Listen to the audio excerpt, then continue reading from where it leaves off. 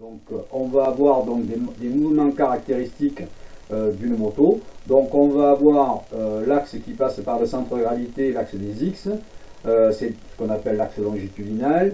Donc autour de cet axe longitudinal des X, nous en moto, alors pourquoi j'en parle là, alors que vous allez me dire, monsieur, si on fait des rotations autour de X, ben, tant mieux, c'est ce qu'on fait pour braquer, pour pencher, pour prendre des virages. Ouais, mais pensez aussi que vous serez amené à réparer les quads, hein, donc ce qui veut dire que là, le quad, il n'a pas intérêt à tourner autour des X. Hein. Donc le phénomène qui est fait, qu'on appelle donc ce phénomène-là quand on tourne autour des X, donc le roulis.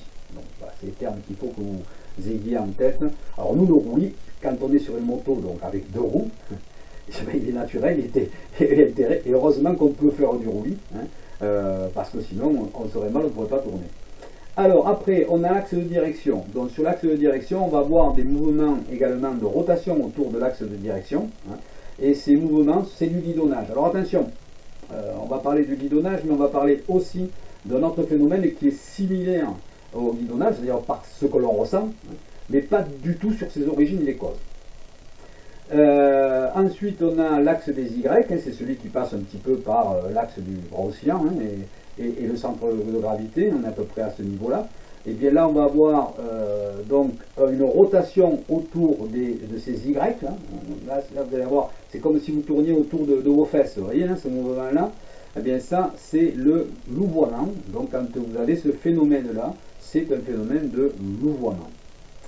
Voilà, et puis on a le dernier, donc c'est sur l'axe des Z, hein, donc où là on va avoir un mouvement, on va tourner autour de Z comme si on était sur une balançoire, et donc ça, ce mouvement-là, sur l'axe transversal, c'est mouvement de rotation, on appelle ça la plongée ou le pompage. Alors vous allez me dire, oui monsieur, ben oui, quand on accélère ou quand on freine, c'est naturel.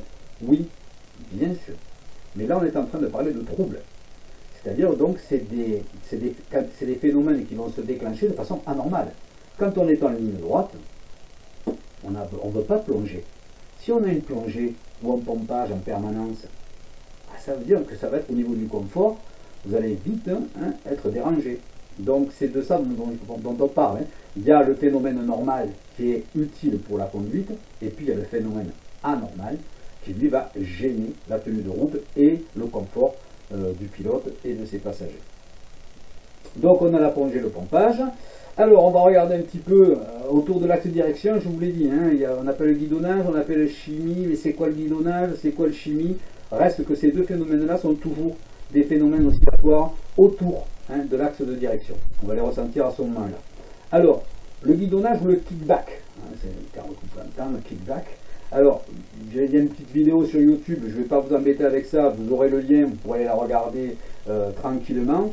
Donc, le guidonnage, lui, il va arriver à n'importe quelle vitesse, mais en phase d'accélération, jamais en décélération, ou extrêmement rarement en décélération. C'est donc en phase d'accélération qu'on va avoir ce phénomène de rotation autour de l'axe de direction. Hein. Et puis, il faut qu'il y ait quand même une certaine vitesse. Hein. On ne va pas avoir du guidonnage à 10 à l'heure, hein. Ça c'est pas possible. Donc, généralement, c'est un mouvement pendulaire alternatif, ponctuel et violent autour de l'axe de direction en phase d'accélération, quelle que soit la vitesse. C'est pas 110, c'est pas 120, c'est pas 130, c'est pas 180, ça peut arriver à tout moment, du moment qu'on est en accélération. Et quand on est en accélération, généralement, qu'est-ce qui se passe? On délaisse notre roue avant. Donc on va avoir une roue avant qui va être beaucoup plus facile à perturber que si on avait de la charge dessus. Rappel de pourquoi l'importance des charges sur les roues avant et sur les roues arrière. Donc c'est spectaculaire, c'est violent, ça peut faire très très peur, mais généralement ça ne dure pas longtemps, c'est brutal. En fonction de ce qu'on a comme pneumatique, on peut très bien avoir effectivement un phénomène qui soit amplifié quand on fait un mauvais accord de pneus, par exemple.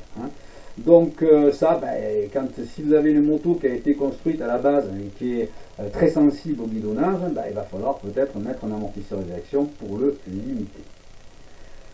Mais c'est toujours fourni par quelque chose à l'extérieur. Vous prenez un trou, vous prenez une bosse, il se passe toujours quelque chose avant. C'est pas vous, c'est pas la moto qui génère ce mouvement. La moto le génère une fois qu'elle a subi une contrainte extérieure. Toujours. Ça ne se fait pas comme ça. Après, on a le shimmy. Donc, c'est toujours pareil, ou le wobbling, hein, si on parle anglais.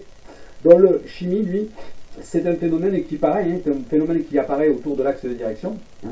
Donc, c'est pour ça que souvent les clients se trompent entre shimmy et guidonnage. Et c'est à vous, donc, technicien, de poser les bonnes questions pour pouvoir identifier si votre client il parle de shimmy ou s'il parle de guidonnage. S'il parle de guidonnage, ben, vous allez vérifier certains organes. Et s'il parle de shimmy, ben, vous allez en vérifier d'autres. Donc pareil, vous avez une vidéo, vous l'avez dans le cours. Donc ce phénomène-là, lui, le shimmy, ce guidonnage shimmy, il n'intervient qu'à la décélération. Qu'à la décélération. Et généralement, entre les vitesses, entre allez, 110 et 40, mais c'est plus visible à partir de 80 km/h. Entre 80 et 40 km/h, vous pouvez avoir ce phénomène de guidonnage qui apparaît à la décélération. Si vous avez ce phénomène de guidonnage qui apparaît à la décélération à 60 km/h, ce n'est pas du guidonnage, c'est du shimmy. Donc c'est la question importante qu'il va falloir poser à votre client. Est-ce que le phénomène de guidonnage que tu ressens, est-ce que c'est à l'accélération que tu as, ou est-ce que c'est à la décélération? C'est important parce que les effets ne sont pas générés par les mêmes causes. Et donc, vous, il va falloir que techniquement, vous alliez voir pour l'un ou pour l'autre les éléments qui pourraient générer ce type de phénomène. Alors, c'est un mouvement pendulaire, donc alternatif, okay, autour de l'accélération qui apparaît à la décélération, donc entre 110 et 40, mais vous allez le retrouver entre 80, 60, 40, c'est dans ces zones-là que vous allez le retrouver. C'est un mouvement qui est entretenu, c'est-à-dire que c'est la moto, c'est un défaut de la moto qui génère ce mouvement. Il ne faut pas chercher une cause extérieure, c'est la moto qui a un défaut, hein, et donc il va falloir que vous alliez vérifier. Alors, les cas les plus fréquents, hein, qui provoquent le shimmy, c'est souvent un mauvais gonflage, un mauvais équilibrage. Hein. Vous remarquerez que quand normalement vous roulez en ligne droite, vous lâchez votre guidon et que ça va automatiquement ralentir, hein, donc vous allez vous mettre en phase de décélération et que vous allez avoir votre guidon qui va commencer à osciller. Et bien là, vous pouvez vous dire, hop, hop, hop, hop, il faut que j'aille vérifier ma pression de pneu ou mon équilibrage, ils peuvent être en cause dans pour me générer ce phénomène-là.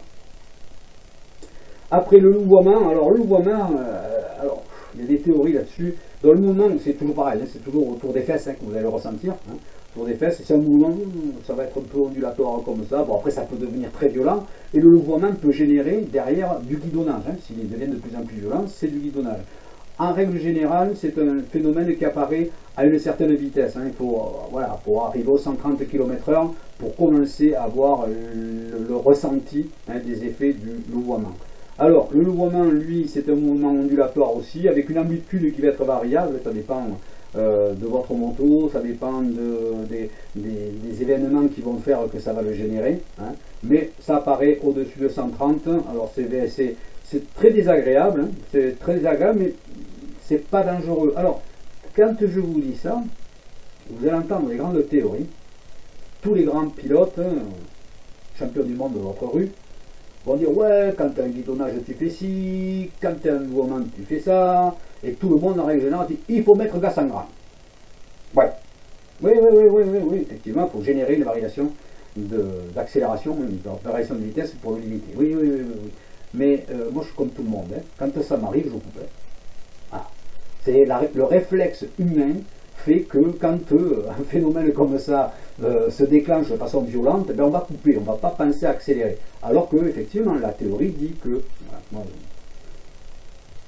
je vous laisserai faire les essais, hein, mais bon, c'est vrai que c'est compliqué quand vous avez votre moto qui commence à se tordre dans tous les sens, de dire, bon alors attends, donc, si je décélère, je vais amplifier, faut pas toucher les freins, faut accélérer à fond. Ouais, mais attends, là j'ai peur là. Donc, règle générale, on va freiner, hein, donc voilà. C'est pas catastrophique. Si vous freinez, que vous ralentissez, vous allez automatiquement limiter le phénomène aussi. Mais il y en a qui ne coupent pas. Garde à fond, coupe pas. Ça arrive, voilà. Bon, alors ça, c'est dû généralement à des problèmes de rigidité de cadre, hein, ou alors un déséquilibre aérodynamique. Vous avez posé des sacoches, des choses comme ça. Hein, donc voilà, un chargement excessif sur l'arrière, vous avez délesté l'avant. Donc votre avant ne tient plus, hein, ne dirige plus la moto, donc la moto elle va tourner autour de l'arrière. Hein, on peut avoir aussi des problèmes de pneus, d'usure de pneus, d'accord pneus avant, arrière, voilà, ou une moto trop chargée, voilà. Donc ça c'est ce qu'il va falloir que vous fassiez attention. Alors après, les phénomènes, donc c'est à vous de vous rappeler donc, que le bidonnage intervient généralement à l'accélération et c'est produit par un événement extérieur, c'est très violent mais c'est à l'accélération. Le chimie est provoqué au ralentissement, donc à la décélération aux alentours des 80-60 km/h, hein, donc c'est toujours pareil autour de l'axe de direction. Vous allez avoir le louvoiement donc, qui va intervenir à partir de 130 km/h, hein, on va voir ce mouvement là qui va se mettre en place. Hein. Voilà. Après les vibrations, c'est simplement, des fois les moteurs ont un régime oscillatoire, hein, donc vont générer un certain régime des petites vibrations. Ou alors des fois on a des freins qui sont un disque qui est légèrement voilé, qui va générer des vibrations qu'on va sentir, hein, qui vont faire des petites pertes d'adhérence. Voilà. Et après il y a les problèmes d'adhérence, ben là c'est quand il y a un pneu qui est trop usé, hein, voilà. Et là ça arrive, ça arrive tout le temps, hein, quelle que soit la vitesse à laquelle vous roulez. Alors vous avez, je vous ai mis dans votre cours donc tout un tableau, hein, qui reprend tous les phénomènes et toutes les causes possibles. Hein. Donc ça sera à vous de vous référer à ce tableau-là quand quelqu'un vous parlera de phénomènes. Donc c'est là où il est important de connaître l'origine, hein, et des phénomènes, décélération, accélération, vitesse lente, vitesse rapide. Hein. Ces questions-là, il va falloir que vous les ayez toujours en tête pour les poser à votre client, afin de déterminer d'après vous que pourrait être donc, le trouble, le comportement qui est réel. Hein. Chimie, guidonnage, il va falloir faire attention. Guidonnage, louvoiement, souvent il y en a beaucoup aussi qui se trompent là-dessus, donc ça sera à vous à poser les bonnes questions pour bien identifier le trouble, hein, auquel le client est confronté. Et après vous avez toute une liste d'éléments qui pourraient générer ces phénomènes-là. Vous avez des croix, plus il y a de X dans la colonne, hein, plus la probabilité est importante, hein, d'origine de la cause, hein, soit un desserrage de la colonne de direction ou des choses comme ça. Donc je vous laisse avec votre cours et vos tableaux, ils vous serviront à vous déjà d'aide au diagnostic. Alors je continue pour en arriver aux vérifications et réglages. Donc d'abord la première des choses, quand on fait une vérification, c'est une vérification visuelle, évidemment. On va regarder si tout est droit, on regarde les soudures d'un cadre, c'est très important les soudures, hein, notamment quand le cadre est peint. Quand le cadre est peint, si vous voyez que la soudure est craquelée, hein, la peinture est craquelée au niveau de la soudure, ou à un endroit sur le châssis. Un autre élément qui vous permet aussi de savoir si c'est droit ou pas droit, c'est quand vous enlevez un élément de carénage et que quand vous voulez le remettre, ça tombe plus dans l'axe. Par exemple, vous voyez, c'est des choses qui vous aident à le regarder. Alors, après, il y a des choses qui sont plus dues à nous. Hein, souvent, les techniciens ou le client, hein, quand il va faire des opérations de maintenance sur moto. Donc, vous allez regarder les alignements de roues, hein, par rapport à leur train. Donc, la roue arrière par rapport au bras oscillant. Il y a des réglages de chaîne, et quand on fait la tension de chaîne, des fois on se loupe, hein, c'est pas tout à fait aligné. Donc, ça sera à vous d'aller le vérifier.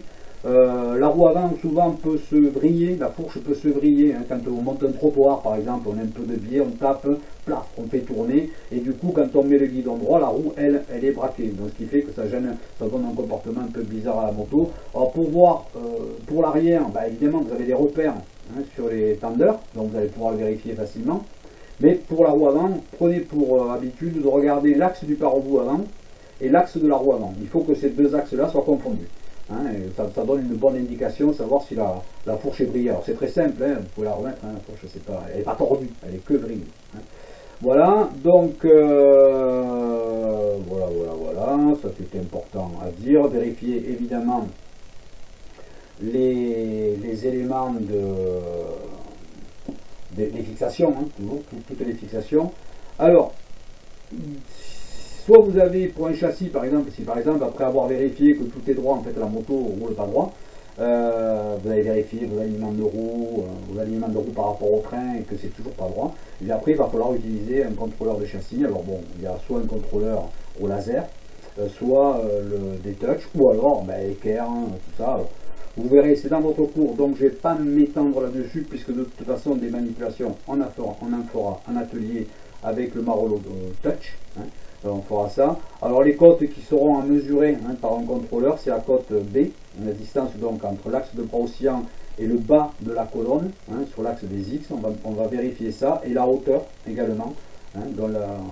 En hauteur et en largeur, on va prendre la cote A et la cote B, c'est ce que tous les contrôleurs de châssis contrôlent, et ce que tous les constructeurs indiquent, donc pour savoir si quand on a terminé le contrôle, notre châssis il est dans les côtes ou pas. Et bien évidemment, il y a l'angle d'inclinaison de la chasse, de la direction, qui va être soit bien parfaitement à 27 degrés par rapport à la verticale par exemple, et puis on va regarder de face si elle n'est pas non plus, la colonne de direction n'est pas partie de travers si le châssis ne s'est pas voilé. Voilà, donc ça c'est ce que vous allez vérifier, mais ça se fera en TP. Après vous pouvez également mettre, il y a des révélateurs qu'on met aussi sur les soudures, et on passe une lampe à UV et on regarde s'il n'y a pas des fissures de fait sur le châssis. Bon, ça c'est tous les moyens, mais vous l'avez dans le cours. Si vous voulez, si vous n'avez pas de matériel, que vous avez au moins un comparateur DV, vous allez pouvoir quand même faire quelque chose, vous ne serez pas bloqué. En sachant que donc il faut toujours que si un tube tourne dans un fourreau, il faut qu'il tourne droit. Ça paraît tellement évident, il faut qu'il y ait une certaine rectitude de tube, il faut que sur toute la longueur, on n'ait pas de variation. Sinon ça veut dire qu'il est tordu, il a flambé. Donc voilà, donc vous allez faire retourner, vous allez vérifier. Chose importante maintenant, interrogez le client, toujours, sur bien déterminer à quel phénomène, à quel trouble vous avez affaire. Contrôlez toujours, et avant de faire quoi que ce soit, si vous devez partir faire un essai, si vous devez commencer à faire l'intelligent en donnant, ça vient de là, allez d'abord voir la pression des pneus. Allez voir l'état de ces pneumatiques. C'est le point de liaison de la moto au sol. Donc c'est hyper important. Contrôlez la compatibilité des pneus avant avec l'arrière. Regardez. Alors en général, il vaut mieux mettre la même marque et le même modèle devant et derrière. Ça peut générer des troubles, notamment du mouvement. Et puis après, une fois que vous avez fait tout ça, donc vous pouvez vous dire, bon, j'ai éliminé toutes ces causes-là. Après, il va falloir que j'aille rechercher dans mon tableau qu'est-ce que c'est qui pourrait générer ce phénomène-là, mais il faut d'abord déterminer le trouble. Alors, suivant le trouble, après, vous allez vérifier évidemment votre tension de chaîne, vous allez vérifier l'alignement de la roue, si la fourche n'est pas vrillée, l'alignement roue avant, roue arrière, qui peut vous donner une indication, par exemple, vous pouvez avoir un châssis qui a voilé, ou qui s'est tordu, qui fait qu'on n'arrive plus à mettre les roues alignées avec un guidon aussi aligné avec le châssis. Donc voilà, donc tout ça, contrôler le voile des roues, voilà, mais ça peut être une roue voilée, ça peut générer aussi des troubles, et vérifier évidemment tous les jeux aux liaisons des trains sur le châssis. Donc colonne direction, roue avant, roue arrière et roulement de bras oscillants. Voilà. Ça c'est hyper important, c'est la base, c'est la base. Après vous pouvez aller plus loin en regardant dans votre tableau, mais déjà c'est des points importants qu'il va falloir contrôler. Il y a des réglages aussi qui peuvent améliorer la situation. Plus on est chargé et plus on va vite, en règle générale, plus on va durcir nos suspensions.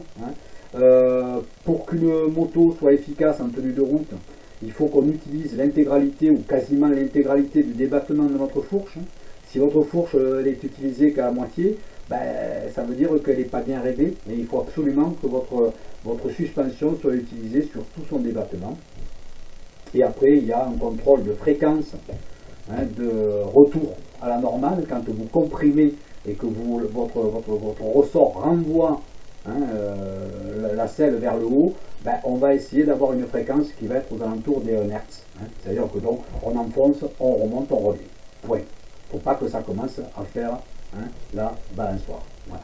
Donc si on dépasse 2 Hz, auquel cas on risque d'avoir un petit peu, comme on dit chez nous, le BL, ça risque de venir vite. Voilà. Donc voilà, c'est terminé pour ce cours sur la tenue de route. On a vu tous les phénomènes, on a vu les cotes géométriques, on a vu l'adhérence, on a vu le couple gyroscopique, et je pense que maintenant vous êtes beaucoup plus armés pour pouvoir commencer à faire du diagnostic sur un trouble de comportement que pourrait avoir votre client quand il viendra à votre magasin. Notez également que, regardez bien les cours sur la suspension, puisque là aussi on va développer à quoi sert la détente, à quoi sert la compression, qu'est-ce que c'est que la précontrainte, qu'est-ce que c'est qu'un ressort. Tout cela, nous le verrons dans un cours sur la suspension. Je vous remercie, à très vite, au revoir.